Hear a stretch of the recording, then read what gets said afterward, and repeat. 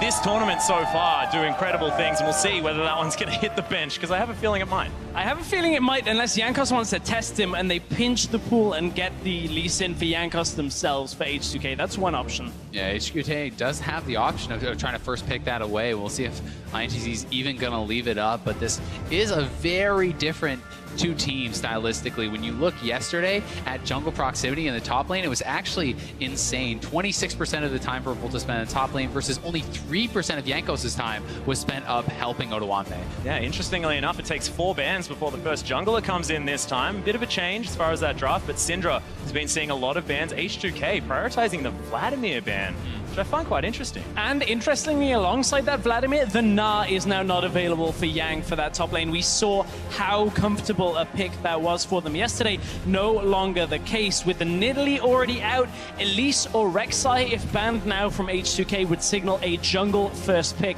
almost certainly. Well, the Jace is going to come in as the final ban for H2K. A lot of solo lane preference as INTZ think about their final ban. Is there anything standing out to you? Of course, we have seen things like the Rumble see a lot of success. The Karma as well has been banned away a lot. Well, now if INTZ take away the Rek'Sai, what it leaves is a Lee Sin Elise jungle matchup, and you're happy to trade either. So with the Syndra gone here as well, it actually opens us up to a fair few picks available for that first spot, but they don't pinch the jungle pool, they go to the bot lane. Yeah, the Lucian is going to be banned away. Of course, Forgiven had a fantastic game against AHQ on the Caitlyn. They didn't win, right? But he still had a 40 CS lead. He still was doing ridiculous things down there. And that's why I feel like it's a little bit strange, because in recent times, Forgiven really has been prioritizing champions like the Caitlyn a lot more. And unless INTZ is willing to take that Caitlyn away here, I don't really understand that Lucian ban. And you can see now how H2K are going to prioritize. No rush on the jungle pick for them. Not even concerned about that Lee Sin. They're going to flex the Karma to start. Does give them the option of taking the better bottom lane that we know Forgiven and Vanda love to try and get the advantage from down there. So if they pair that with something like a Sivir, very difficult to break. Definitely a lot of options. They could also take the CLG approach here with Karma already locked in. You can do something like the Nami Caitlyn. That first round draft I think is pretty powerful, especially if you want to try to deny the Caitlyn from Forgiven, but there's a lot of power picks still on the table. Yeah, we actually saw Revolta actually animatedly talking to his team saying, can I please just pick the Lee Sin? Yang still hasn't even hovered anything just yet. We'll see what INTZ decide to do. Only 10 seconds to go.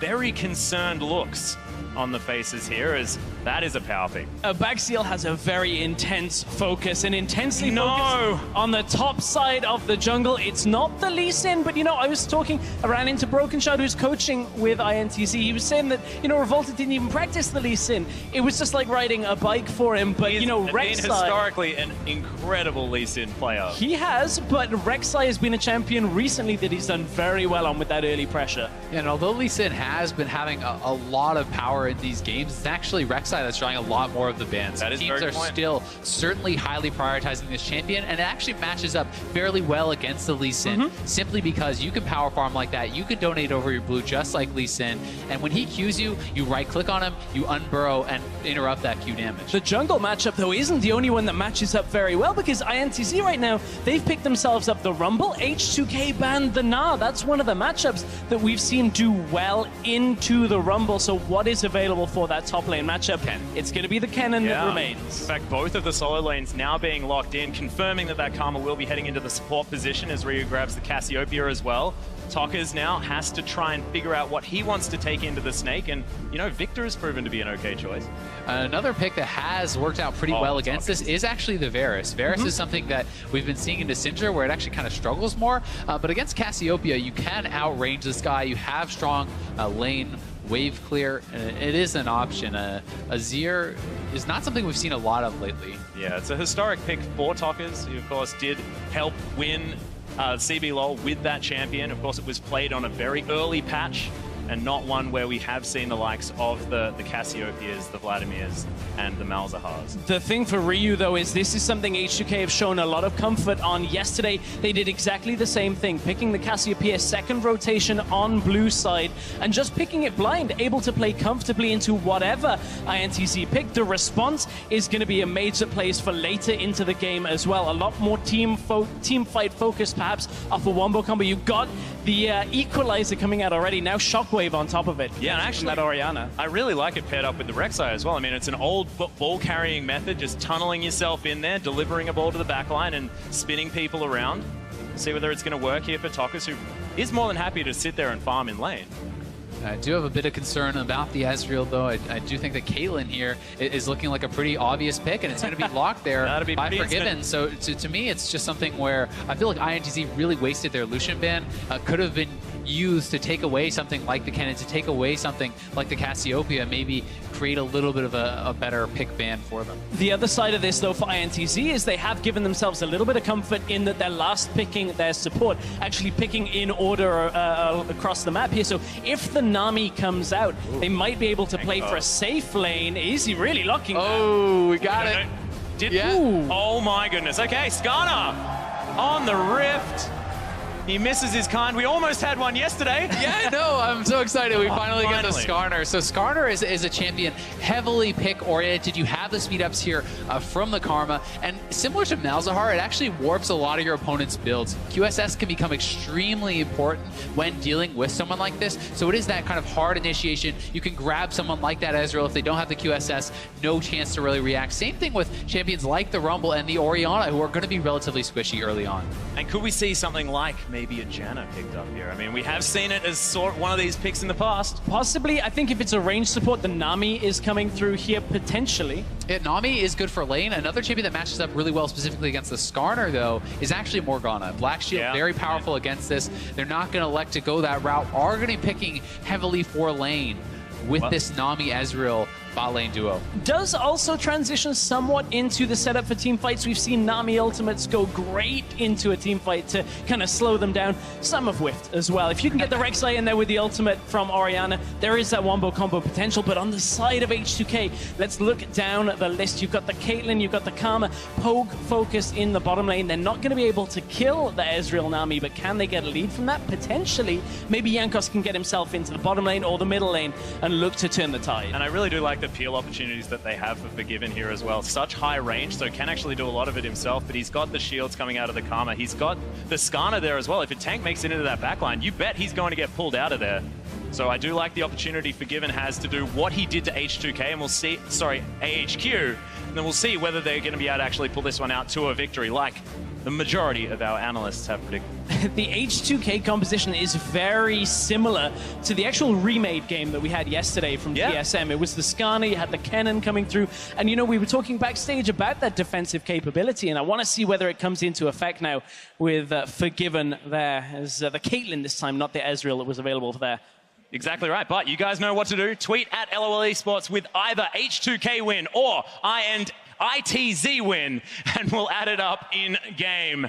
Because INTZ, can they do it again? Can they make it back-to-back? They know that they need to get 3 victories this Worlds to feel successful. It's been going up. It's a linear path. And you've got to think, with the win yesterday, 3 wins may not be the goal anymore. This team has a legitimate shot of getting out of groups. Damn right. And if you would have told me that it was looking for, you know, taking the spot from AHQ with a win over them or H2K, I would have been like, okay, maybe that seems like... They're going to boot out EDG. Exactly. They're going to beat EDG on day 1 and turn this group upside down. Now, obviously, 1 game in the bank. Now we get to see how much of it was, you know, exactly outplaying EDG and how much of it was EDG perhaps being a little off their game. INTZ need to prove it here against H2K. We also have to see, how is H2K going to be able to improve from some of their errors yesterday? You know, we can't forget they won the early game pretty heavily, but it has been their mid game which has really plagued them. They look indecisive. They're not sure what to do, how to extend leads, and a lot of that also came down to a lack of proper vision, them getting caught out by AHQ, and we'll see if that problem does show its ugly head here again against ITZ. Yeah, and INTZ, of course, if you look back at their last game against EDG, it was methodical. It was powerful. This is not sort of a shock level 1 where someone immediately gets 6 kills and then everything's just a nightmare. This was INTZ taking EDG completely by surprise and capitalizing. See whether they can do it again. And it has a lot to do with this top lane jungle matchup that we have been harping on about. And I really want to see what Jankos can do against Revolta, because Jankos in Europe, we call him the First Blood King. Yesterday, he didn't get it for H2K, wasn't even involved. It was the top side of the map that gave away that First Blood. So honestly, that is where our eyes have to be focused somewhat. But mid lane, you can never take your eyes off Ryu as well. Yeah, Ryu showed that he's Cassiopeia incredibly dominant as he's trading with Tockers now as well. See how this goes. Yeah, Yang definitely playing a very different style of champion than he was yesterday, and so was Revolta. Yeah. I mean, Yang was on a champion where you can get that lane dominance and really kind of split push it out, and Rumble is much more about that team fight focus. It's not that you can't win lane hard, it's not that you can't have gank assist, but it is more of a team fight focus, and ITZ are going to have to show that they're capable of playing multiple different styles here. You can see a nice sidestep there from Forgiven on the bottom side of the map as they're already shoving INTZ underneath this turret. Cute little Mystic shot. Let's see whether they are going to be able to weather the storm down here on the side of INTZ. And this was the one lane that didn't go so well for INTZ in yesterday's game. You know, they were heavily punished in the bottom lane, losing 2 versus 2 trades. It went 2 for 1. And what should really have been almost a game-winning play in a 2v2 setup, we never see it anymore. But INTZ, you know, they bounced back, brought Revolta down to that lane, and actually capitalized on it very, very well in the following play.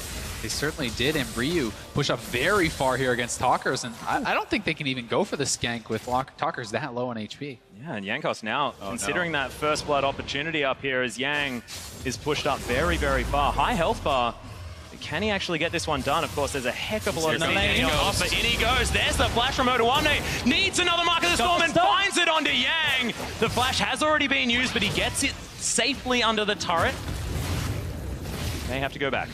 Revolta at least getting something from this is going to be stealing away that red buff. Could look bot side as well because H2K's bot lane is pushed up and could be vulnerable. We'll see if they're going to play around this.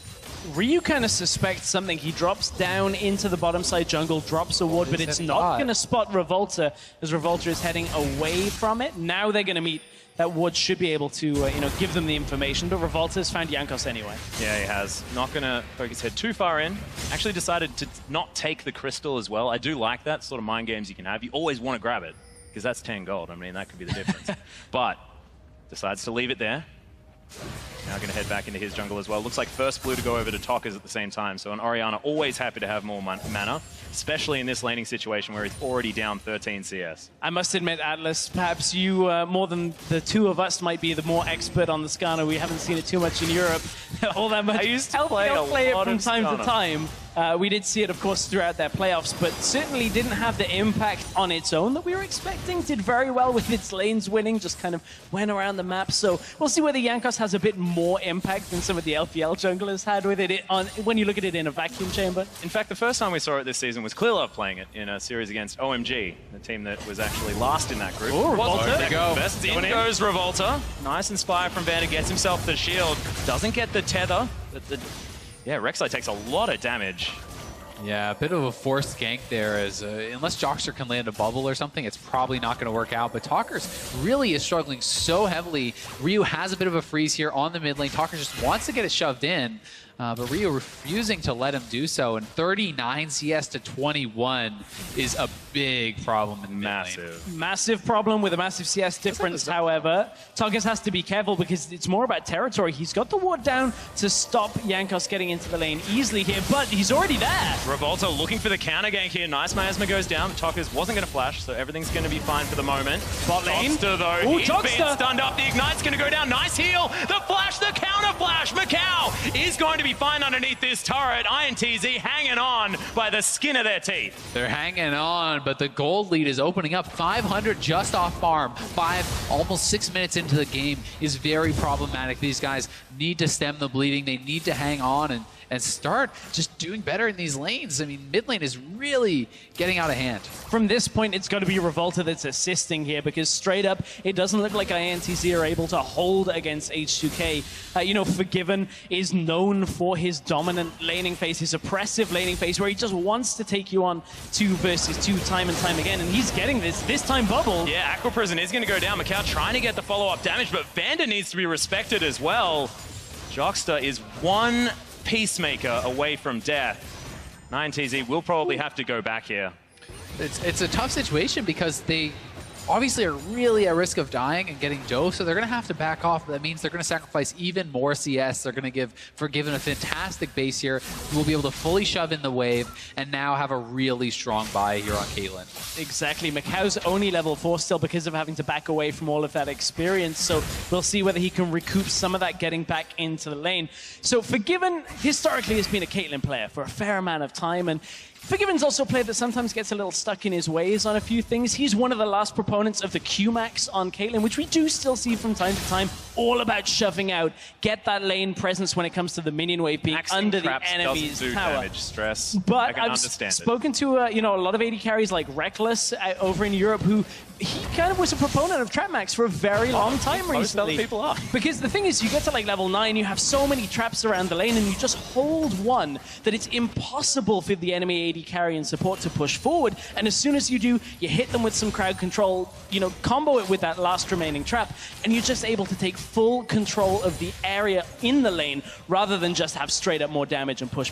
Yeah, I feel like Trap Max is for the team players, and Q-Max is for people that just want to kill their opponents. It's very much a stylistic difference, right? He loves to be lane dominant. Ryu, one of the most lane aggressive players, always shoving in his opponents. Forgiven likes to do the same thing, and this allows Jankos to play more aggressively. So it really speaks to the style of the team. Early dominant lanes, aggressive first blood, famous jungler, and a lot of that is all tying together. So I think for a player like Forgiven, for a team like H2K, it makes a lot of sense. It does make a lot of sense, but for H2K, when we're talking about style of the team, unfortunately yesterday in their game, they looked a lot more like the spring split end of the regular season H2K, where there was miscommunication, a lack of direction when it came to where they wanted to go across the map. You saw Deficio talking about no kills in like a 13-minute period throughout the entirety of the mid-game. They were just trying to force Baron again and again, and it's a problem we've seen previously from H2K that we thought they got over, but seemed to have been in that funk yesterday with it. They actually lost control of their jungle as well. The buff was stolen away by Revolt, and Macau takes a large chunk of his health bar from that ultimate from Forgiven, and now getting zoned away from these creeps with those cupcakes. Acro Prison goes out just to try and get Macau some farm. He finds a few of them, but that gap is only widening here. Certainly is, but critically, INTZ has not given up any kills just yet. And they do have some very strong team play that we've talked about with that Rumble ultimate, with the Orianna ultimate. And they have a strong combo there. So if they can look to try to get some fights, take some objectives, they don't necessarily find themselves yet in a position where they're too far behind. Good vision control out from H2K, spots Revolta on this bottom side as well. So no way for Revolta to get into the lane unseen as yet for INTZ. But it's a bit more of a tempered start to this game. Slower pace than we saw from yesterday's game from INTZ, and we'll see whether that actually favors them, because a lot of the IWC analysts and CBLOL analysts were talking about how Brazil typically is a bit of a slower region, a little bit more macro focused on map plays rather than just skirmishing. So this might be INTZ in their element, and we just haven't seen that from only one game. It certainly can be, but generally speaking, when we come to Worlds, these teams, whether they favor macro or not, oftentimes are just individually outclassed. They have to change their style. They have to go for aggressive plays. And after yesterday's game, INTZ may have shown that they don't actually need to play that way. If you look across the board, a lot of these guys are doing pretty well. Yang is holding okay in the top lane, definitely down on CS, but still relevant. Yeah, well, we'll see what they can get done. Of course, we did actually explain INTZ sort of as a little European team. They do like that heavy macro play. That was how it all sort of worked out, because they did boot camp in Europe before they came to the IWC Q tournament. Got themselves here, so we'll see whether the mid-game / late game is where they're going to be able to get things done. Because at the moment, that's 1,000 gold lead purely from the laning phase. Yeah, it's a good lead, but they're already pushing up the tower. Jankos coming around here as well, looking for first blood. Well, we'll see whether he can find it. The Impale, of course, at the ready. Yeah, Ryu did roam there as well, so there's a little bit of cost to that. Talker's going to be able to push out the lane and try to recoup some of the CS that he has lost, but it's Forgiven that's going to get the first tower of the game, uncontested. All that gold going over to him is really going to spring him forward to his first items. And it's H2K just moving across the map saying, okay, well, we'll give some mid lane farm back over to Talkers, but we're already getting tower first blood in this game. Big lead for them. So for H2K, they didn't actually need kills from that. They just move over, get themselves a lead, and go, okay, well, I guess we'll move back across the lane. And H2K have this kind of a play that is synonymous with them. As soon as they get that, Forgiven just loves to move to the mid lane. He just says, I'm just going to sit there. It works very well with Caitlyn, with the traps. Yeah, I was going to say, he's playing the champion for that. Talkers, he's going to get impaled. The ultimate's available. No, doesn't land. Talkers just launches his way out of there with the ghost. Such a good job there by Talkers. Ryu actually flashed the Orianna ultimate, so it looked like it was going to be a kill.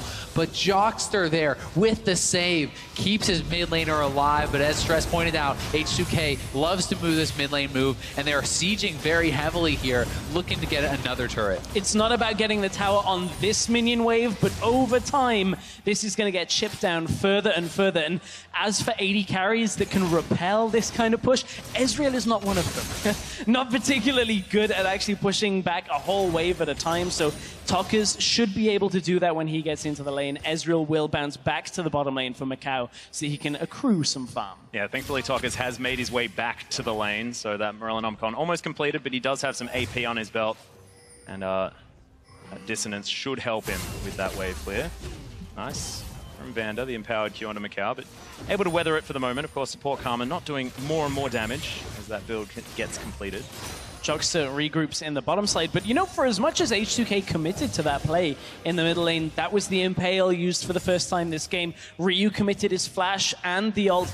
Not getting the kill there, yes, it'll be nice if they can convert that into a subsequent kill on Talkers, having both of those summoners down. But right now, it wasn't quite enough, and great by Talkers to get himself out. Yeah, it was a good job. You have to feel like INTZ needs to start looking for plays, though. They are steadily falling more and more behind. They either need to keep this more even, be able to stop falling behind in these lanes, or they need to look for some aggressive plays. They need to kind of make a call and be decisive about it. They can, for now, stick to the wave clear, and clearly that has been the game plan. As even Yang on the Rumble has been dropping ultimate after ultimate just to clear waves, just to try to deny turret damage here on the top side and to really just stay relevant in the farm game. Yeah, and I do want to throw a shout out here to Talkers. He has closed that gap just a little bit in the mid lane, now down to about 19, so is at least still able to hang around. Jankos looking for some blood here in the jungle. Revolta is hanging around. Jockster's down here as well, as Macau is in so much danger. I mean, he doesn't have a turret anymore. Everywhere feels dangerous on this bottom side of the map. Certainly does, but this is actually pretty crazy. The previous longest first blood at Worlds was 5:27 into the game. Oh so my God. We're 14 minutes in. Not many kills have been coming through. Obviously, no kills just yet. When those fights do start to actually happen, they can be very explosive. When you get more and more items, you have these people powering up, and it tends to be very big. Nearly had one on Talkers. Azel nearly had that first blood, but he got himself out. I echo your sentiments to Atlas about giving him a bit of a shout out yesterday. Didn't get a whole lot of love for his performance, but he was instrumental in setting Yang up in that first roam he made up to the top side.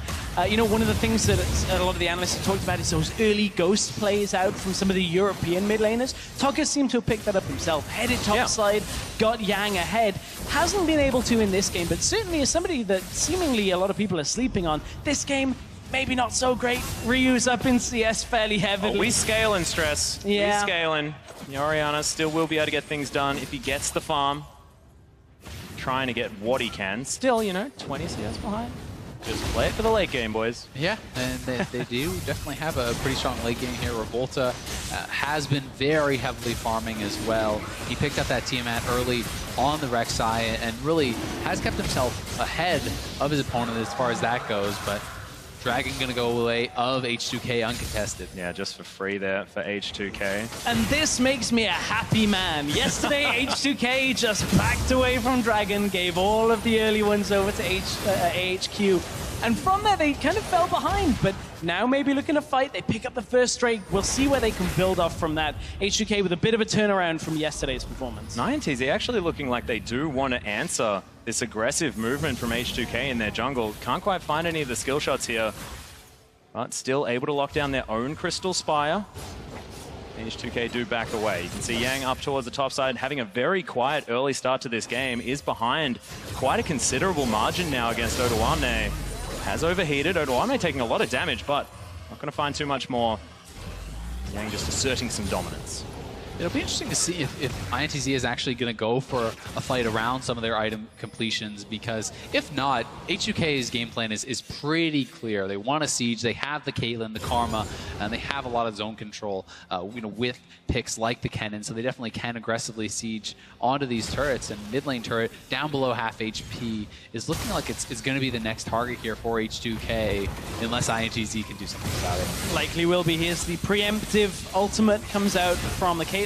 Unfortunately, not so great against the champion that has a shield for themselves. Good move. Kind of just eat that up, and Orianna may not be the safest of wave clears when you look at mid lane, not quite comparable to a Victor, but if nobody's pressuring you away from the wave, one Q, one e, a W and an E, and the wave is gone. That is basically everything. The pressure has been released, and without a full commit from H2K, it's going to be difficult to take down that tower. That would be Jankos, you know, having to go back in behind the tower, looking for it, a very aggressive play, which H2K are only known to do if they absolutely are guaranteed a success in their minds. Well, INTZ actually able to get some form of control here in the mid lane, shove that wave out. They're buying a back here for Tockers, who wants to complete that Morellonomicon. 20 CS, still the gap, but that gap is only widening for Forgiven. 50 it is approaching here at 17.5 minutes.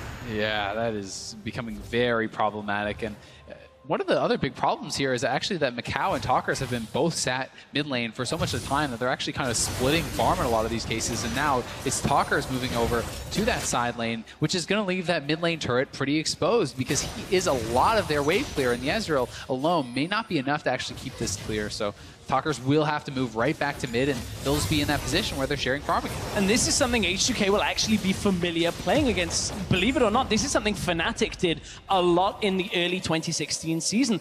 They were bringing Reckless mid on Ezreal, trying to wave clear, and H2K, Impale! The flash Impale under Joxer, he flashes onto the miasma, first blood comes out! Ryu grabs that one, and it's 18 minutes in! And we've got 1 kill. For context, ladies and gentlemen, INTZ had 9 kills at this stage last time around.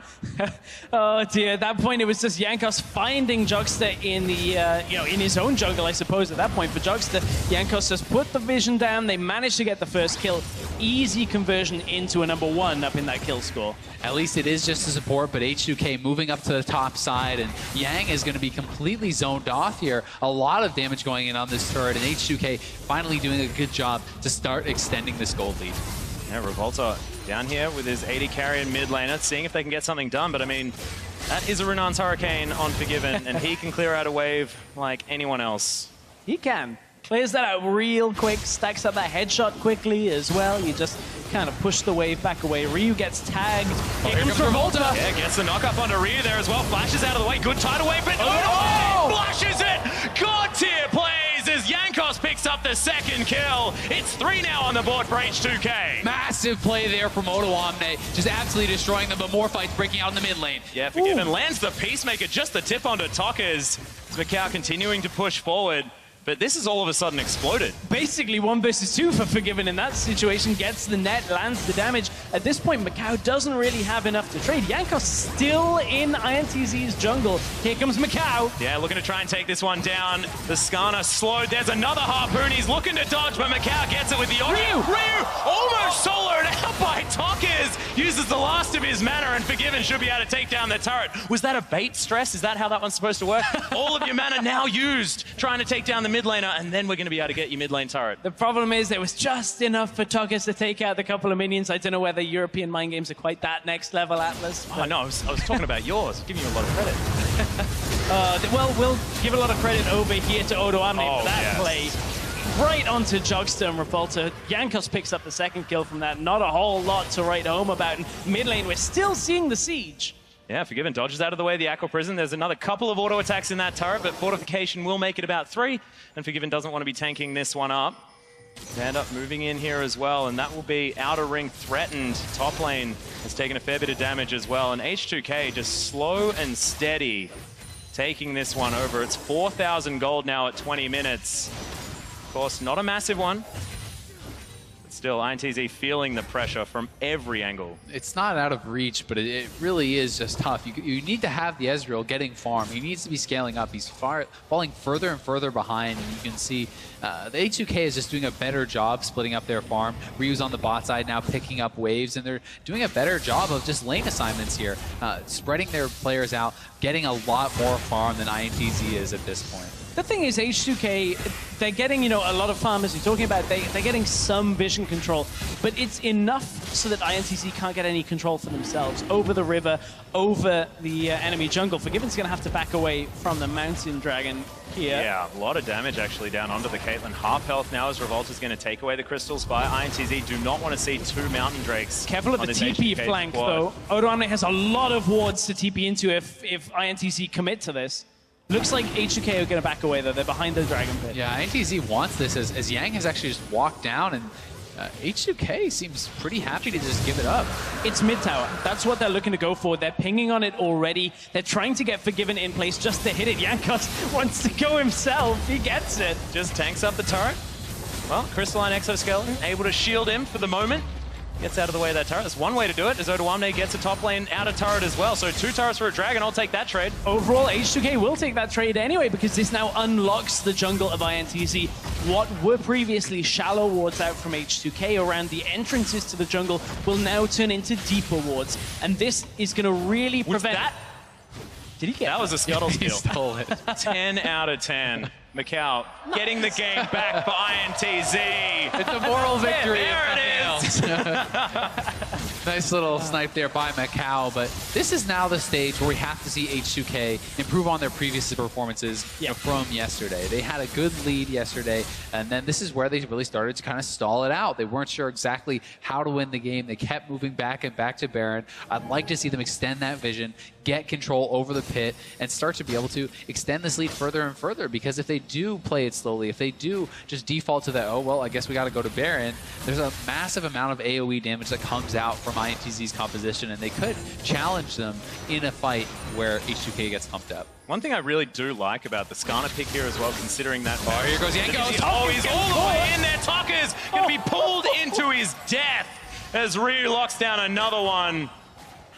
That So miasma scary. combo was so good with the Skarner ulti. He pulls him into it, so even when you come out, you can't actually flash away. There's almost no escaping that unless you do have that QSS.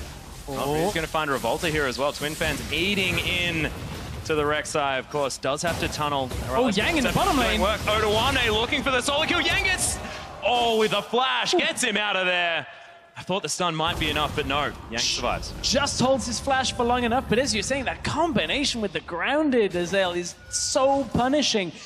I was looking at it thinking, oh, well, Tokus hasn't got a QSS yet. He's not able to get out of that ult, but that's exactly the reason. Even if he had one, getting that flash away just wouldn't really have been too possible, and he was dead as it was. So Tokus really doesn't have too many options when it comes to this middle lane play. No, it's really tough when you're already behind. You need to be building enough damage to be relevant, right? So even if he did go for that QSS at this point, it's going to delay his Rhymelise quite a lot. And past that, it'll delay his Void Staff. So he needs to be building damage for them to have a chance in these team fights, but it's kind of a no-win situation. Yeah, and Orianna has always been that 3-item carry as well. I mean, you don't necessarily do all that much on 1.5, and it's unfortunately where he's at right now, going for that Rhymelise.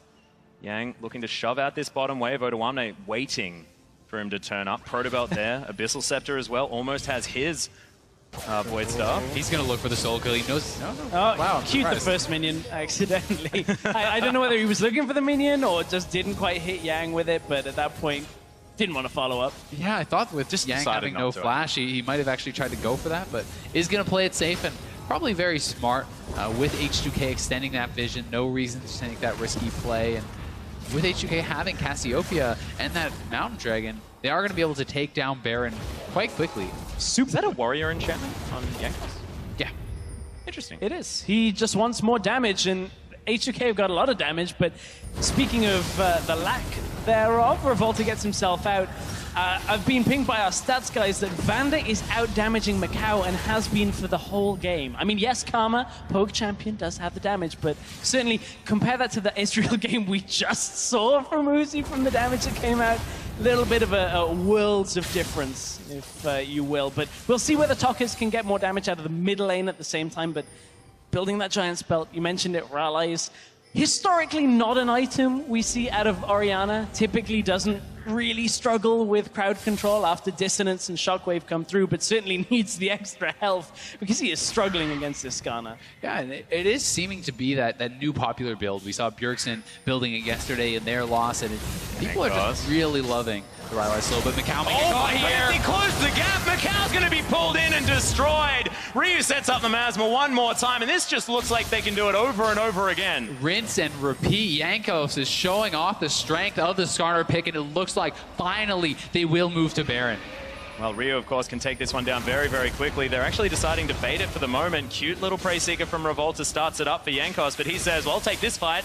Because Jockster's going to poke his head around as well. Talkers trying to clear vision. Good dissonance damage onto Forgiven, who nets himself out of the way. Talkers takes a lot of damage. Odoamne flashes in. There's the prototype. Talkers is going to be taken down. Odoamne gets that kill. It's all they can find for the moment after the Ezreal, but Jockster's out of position. Aqua Prison's not going to be enough, and it's a double for the cannon. Odoamne setting it up, saving the flash, not going for that greedy solo kill, and he gets up such a great DP, takes down 2, and they move right to the Baron. They're on it, and it's going to be hard for INTZ to do anything about this. Revolta may have to try to go for a hero play. Even after the hero they need, Equalizer goes down. Will deter H2K for the moment.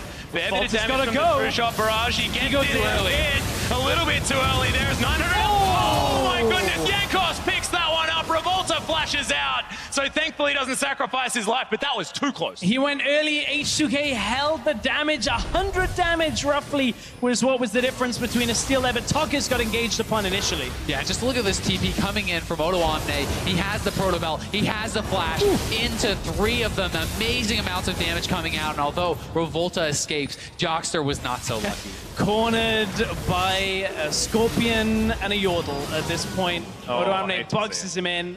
Nothing really of any note to go to on that kind of play. But H2K, this is a very different setup from yesterday. They have very focused play. It's Jankos goes in with Ryu, they get the kill. Oh, we take an objective or take the rest of the fight. So H2K, very, very different setup. Yeah, they're looking a lot better than yesterday. Very clean play here from H2K and looking to extend that lead. We have Odoamne pushing in the bot lane. Ryu already sieging here in the mid lane, and Forgiven has hit that critical 3-item power spike for Caitlyn, where he's going to be a monster in these fights. And this time around, H2K have a clear plan. They know exactly what they can do. Talkers just gets dove. Odoamne asserting his dominance as Jockster. He's going to get stunned up by the Fracture. Exploded after the Impale. An afterthought Equalizer comes in. Might do some damage. No, not even to the minion wave. That is so bad. They lost the Rumble ulti. Talkers goes down. This is going to be at least 1 inhib. Could be 2. Could potentially even be more than that. I don't think there was too much that INTZ could have done to hold this, even if they'd had that ultimate, maybe pushed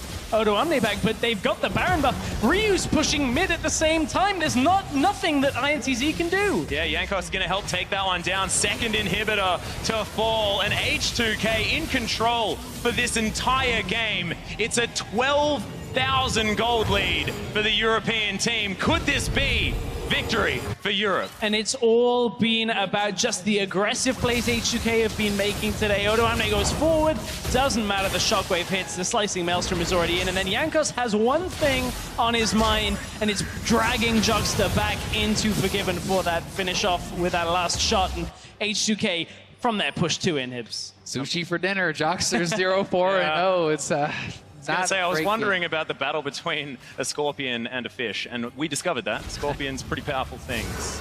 Revolta now going for the bush camp. What is this? Ryu possibly caught out. There's the Shockwave going to grab the Cassiopeia as Jankos right in the backline. Petrifying Gaze. He's going to lock down Jockster. Good tidal wave for the double knockup as Jankos is going to take down Talkers. For the double.